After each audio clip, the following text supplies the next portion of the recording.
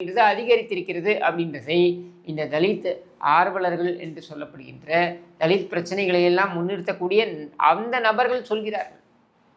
ஆனால் இந்த அரசாங்கம் கள்ள மௌனம் சாதிக்கிறது. உதாரணத்திற்கு வேங்கை வெயில் பிரச்சனையை எடுத்துப்போம். வேங்கை வெயில் விவகாரத்தில் புகார் கொடுத்தவர்கள் மீதே நடவடிக்கை எடுக்க வேண்டும் என்று இவர்கள் நீதிமன்றத்தில் போய் கொடுக்கிறார்கள். அதுவும் எப்போ? 2 ஆண்டுகளுக்கு பிறகு. அப்போ 2 ஆண்டுகள் என்ன செய்து கொண்டிருந்தார்கள் அப்படின்னா அதுக்கு பதில் கிடையாது.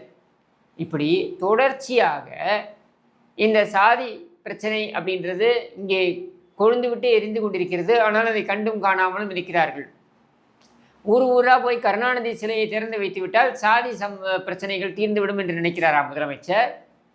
அல்லது ஈவேரா சமூக நீதி என்று வாய்ப்பேச்சில் வீரர்களாக அங்கங்கே முழங்கிவிட்டால் இங்கே சாதி பிரச்சனைகள் ஒழிந்துவிடும் என்று நினைக்கிறாரா அந்த முதலமைச்சர்?